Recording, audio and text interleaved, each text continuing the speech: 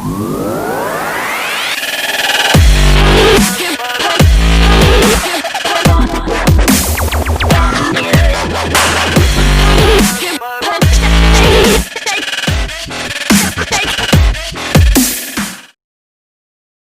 yang kedua adalah Bapak Teddy Chan.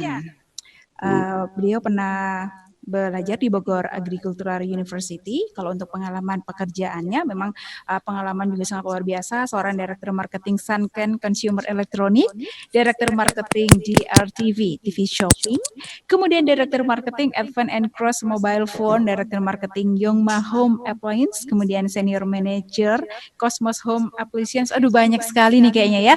Mungkin bisa langsung saya sapa aja. Selamat sore Pak Teddy. Selamat sore Ivana dan semua Smart FM listener. Pak Teddy, semangat ya Pak Teddy. Yes. Oke Pak Teddy, kalau tadi Pak Tri Raharjo sudah memberikan gambarannya tentang bagaimana sih situasi bisnis di era pandemik ini, sudah memberikan masukan-masukannya juga. Nah sekarang versi dari Pak Teddy nih, monggo silakan Pak Teddy. Ya, ini saya punya share untuk screen-nya ada dari saya sendiri ya berarti ya. Boleh, silakan Pak Teddy. Ini topiknya seperti diberitahukan oleh Pak Tri. Jadi saya juga surprise sekali Pak Tri mempercayakan saya untuk menjadi salah satu sharing lah di acara ini yang luar biasa ini. Terima kasih Pak Tri sama Pak Ganjar. Terima kasih Pak Teddy juga. Jadi saya akan sebenarnya bukannya ilmu lah, ini sih sebenarnya hanya sharing apa yang saya lakukan selama ini.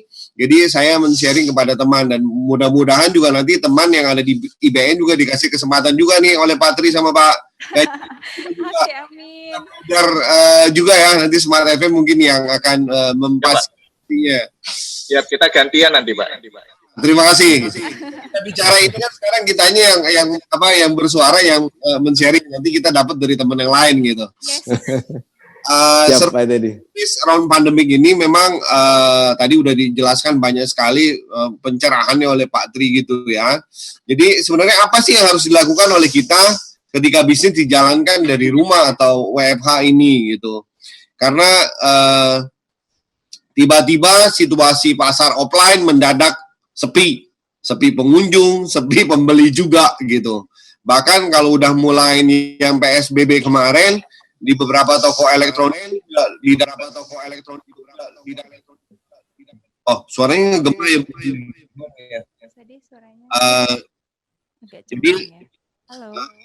Jadi ada beberapa toko elektronik, toko bangunan itu didatangi oleh Satpol PP dan beberapa dari pihak kepolisian untuk diminta tutup gitu kalau mereka masih buka.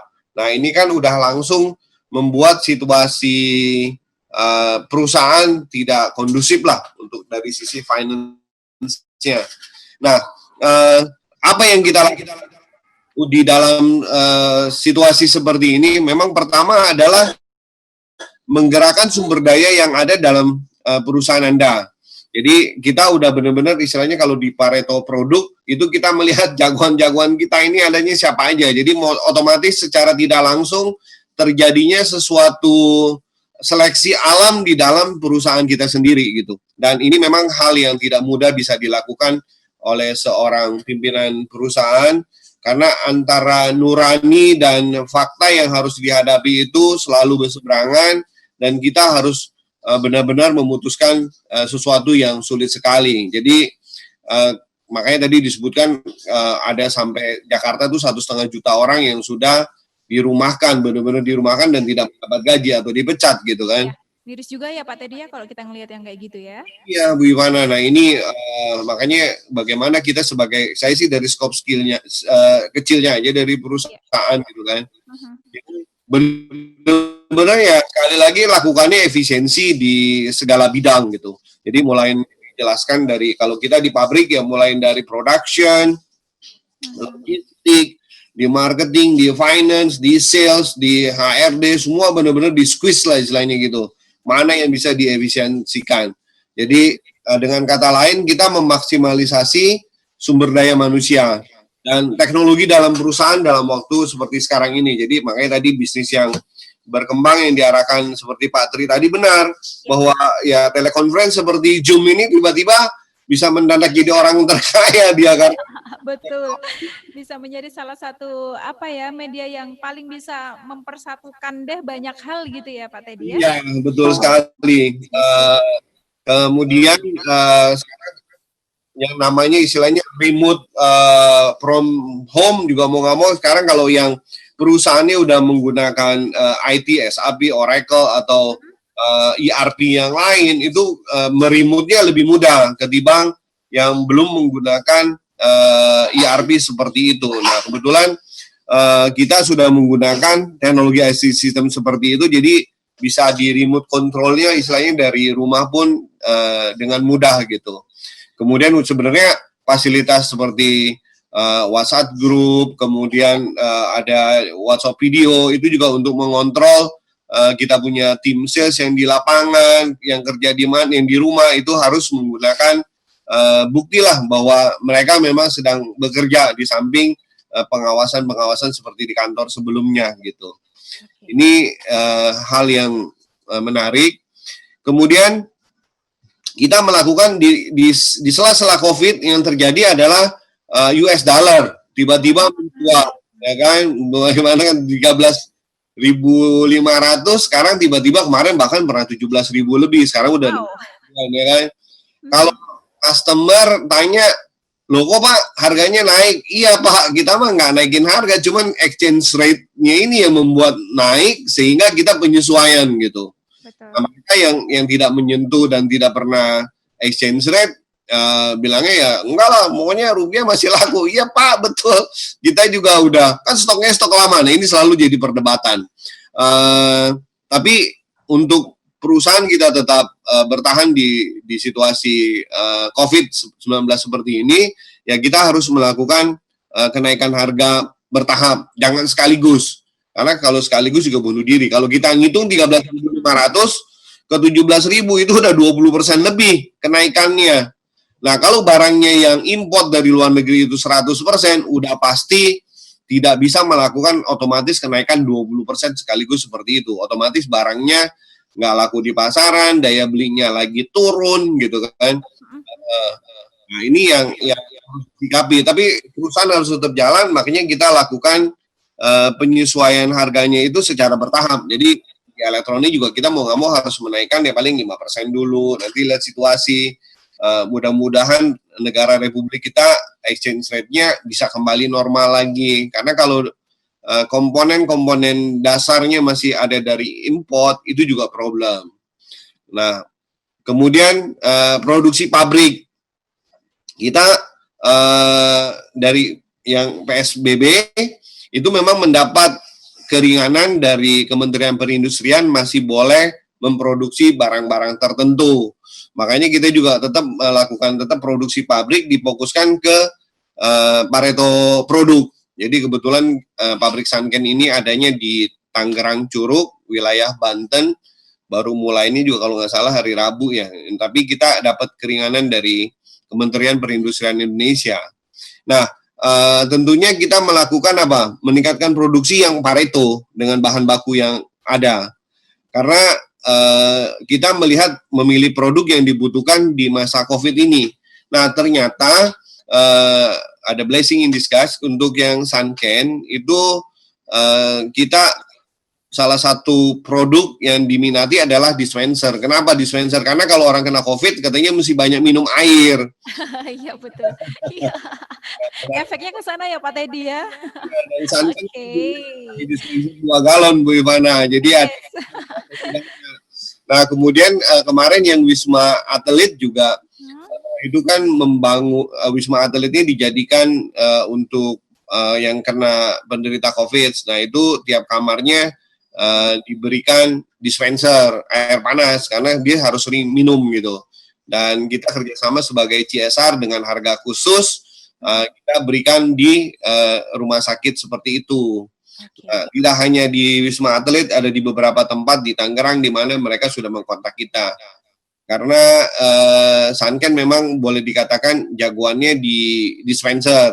Jadi Danone, Aqua juga memproduksi air, dia memerlukan influencer, itu dengan Sunken.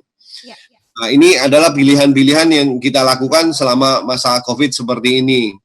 Nah, kemudian tentunya dari sisi finance, kita mesti pertajam cost and ratio keuangan perusahaan Anda. Ini udah benar-benar biasanya tukang hitung-hitung, sekarang hitungan lagi. Malah parah nih. Iya, nah tim sales marketing itu sekarang difokuskan ke toko yang menjual online atau e-commerce. Dan ini tidak hanya terjadi di produk elektronik, di perusahaan department store. Kemarin ada beberapa department store yang biasanya mereka offline seperti itu, udah banyak mendatangi dan meminta saya, Pak, tolong kasih harga lah Pak dari Sunken, karena kita mau jual e-commerce, mau di Tokopedia, di Shopline, nanti saya akan selanjutnya. Karena yang namanya kan harus tetap berjalan, kemudian produknya juga kan harus bisa, apalagi nih yang lagi diminatin ya. Tadi saya cerita mengenai dispenser, lemari es, kemudian ada chiller, showcase chiller yang untuk menyimpan daging lebih lama. Itu kan bagi orang yang ada uang untuk menyimpan barang, dia harus dan showcase chiller gitu sebutnya. Kemudian tim finance dan accounting ini yang sekarang sebagai pembisik daripada top management, memberitahukan cost ratio yang tinggi. Kalau yang terlalu tinggi sendiri tidak bisa diselamatkan, ya memang harus di cut loss. Ya ini yang tadi kita bicara lagi, memang sulit untuk melakukan keputusan yang tidak enak seperti ini. Nah, sekarang saya sebagai seorang marketer, pertanyaan itu ada branding, oke. Apakah di zaman COVID-19 ini kan Smart FM juga kan bagian dari komunikasi untuk masa. Ini PR besar nih kayaknya nih Pak Teddy. Nah, kita dari pemilik merek, jadi memang di elektronik juga kita ada namanya Electronic Marketer Club, ada Gabel gitu, itu kita juga ada. Kemudian saya juga di asosiasi Aptiknas, asosiasi pengusaha teknologi informasi dan komputer, kemudian dari software dan lain-lain gitu. Jawabannya memang tetap adalah kita perlu. Jadi Smart FM tetap akan konsumsi. Harus ya Pak Teddy, harus nih kayaknya. Iya. Jalan terus kan misalnya media cetak dan media elektronik harus berjalan. Betul. Nah, perlunya di mana? Aktivitasnya yang tadinya ada offline seperti SPG, pokoknya tutup udah bisa kerja. Kemudian kalau dengan adanya kulinernya udah nggak boleh ada. Nah, terus menarik lagi adalah bahwa banyak orang sekarang kan tidak langsung datang ke lihatnya ke handphonenya.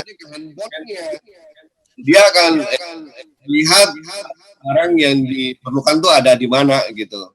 Jadi kalau di e-commerce kan kita bisa lihat ada Tokopedia, ada Bukalapak, ada Shopee, ada JDID, Lazada, ada Blibli. Ini kan ada marketplace dan ada yang namanya platform. Ini yang tentunya orang yang melihat platform tentunya harus melakukan iklan melalui yang namanya online activity. Salah satunya yang sekarang lagi diminati adalah memang dari dulu juga sih ya, YouTube. Orang bikin gitu, gimana ya? Iya, setuju. Itu bagus sekali. Web series kemudian ditayangkan, kemudian yang melihatnya menjadi banyak, itu kan yang sangat didambakan oleh para pemain.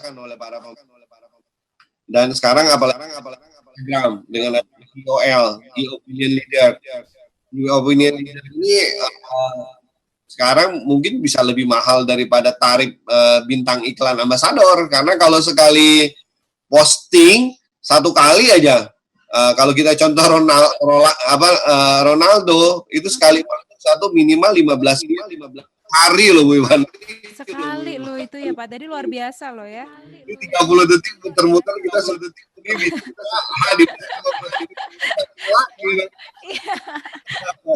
Nah, kios sekarang juga yang udah di atas 1 juta itu nilainya kan kita sebut ada yang mega, ada yang mikro, itu juga nilainya luar biasa. Mega ada yang mikro viewernya ya, puluhan juta, juta.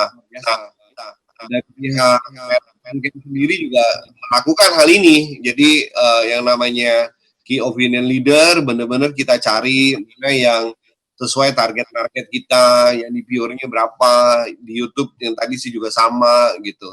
Nah, kalau Facebook memang lebih terlalu general, tapi ini banyak juga dilakukan.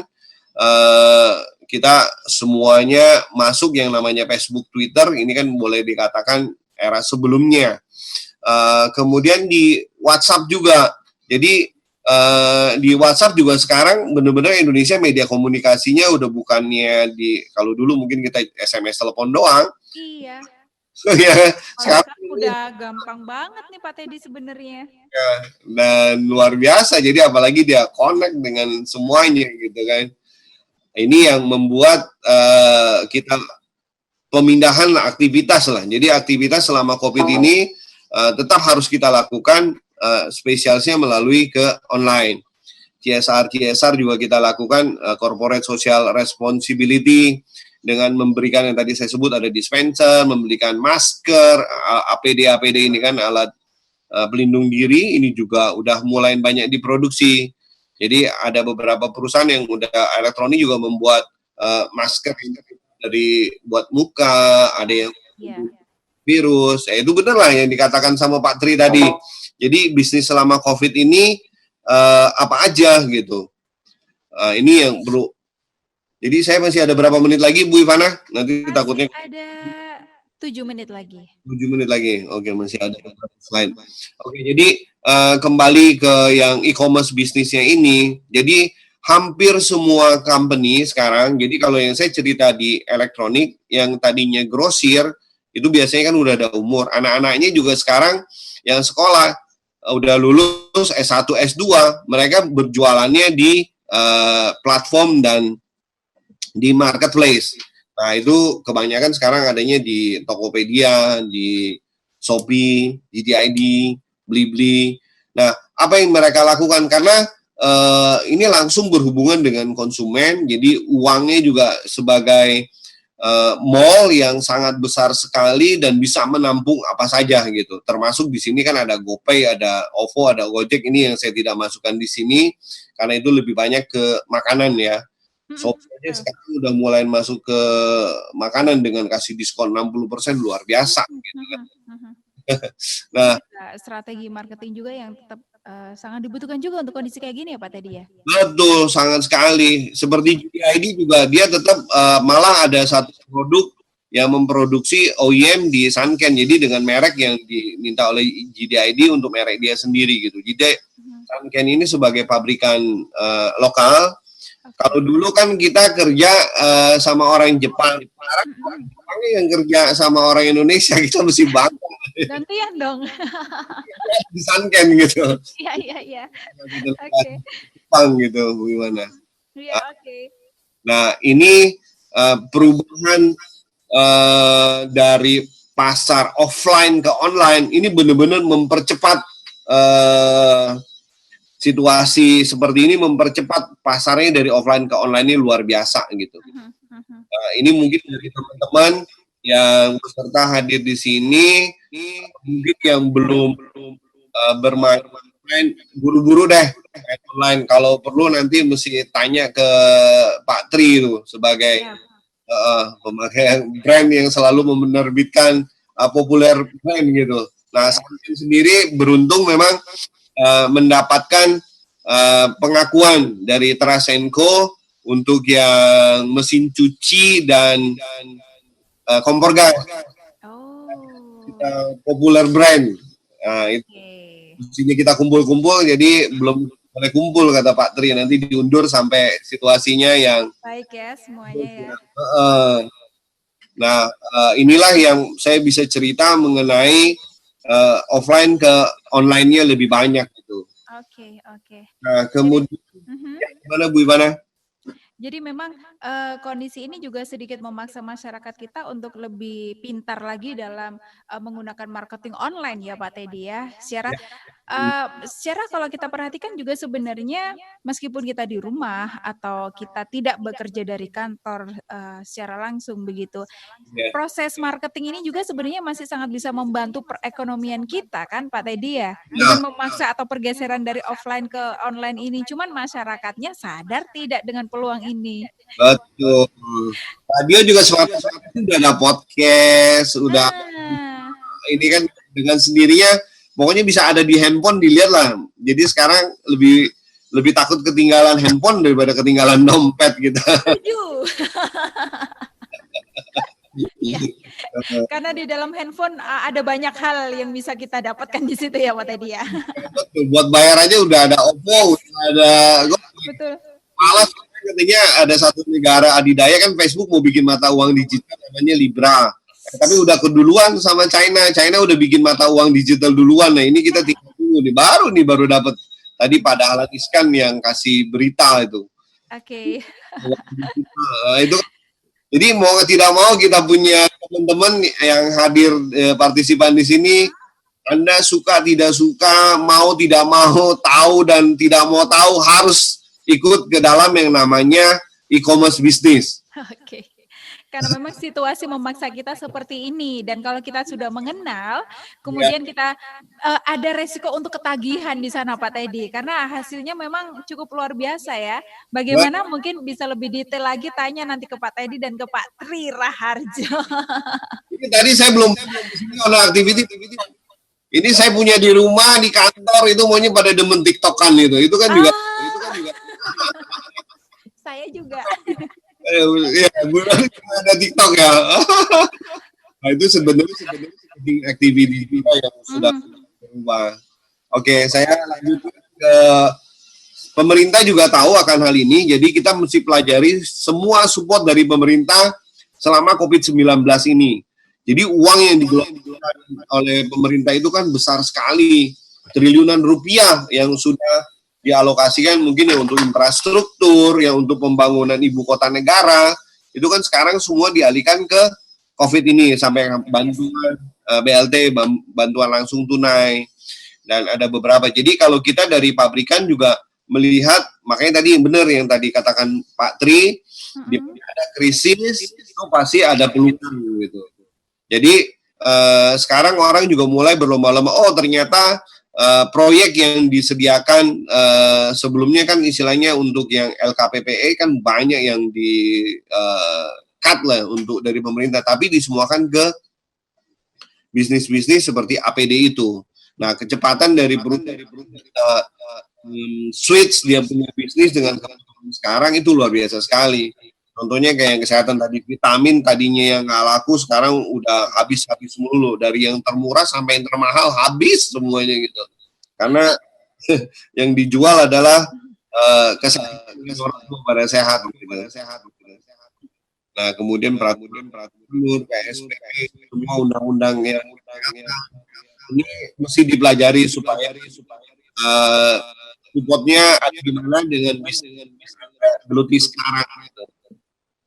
Nah, ini yang paling kita lakukan, Pak Ganjar melakukan yang namanya tetap komunikasi dengan kolega atau asosiasi, karena kalau WFH di rumah terus lama-lama bete gitu loh. Bener itu Pak Teddy, bukannya malah produktif, malah nggak karuan kalau kita nggak pinter-pinter membaca peluang ya.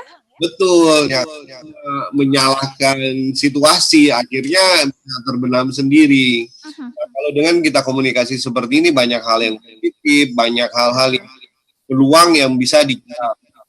Kalau yang pribadi ya masih enak gitu kan, ya udahlah hidup sendiri, berhemat. Tapi kalau yang punya perusahaan karyawannya kan gimana? Kan harus ya kan? Betul.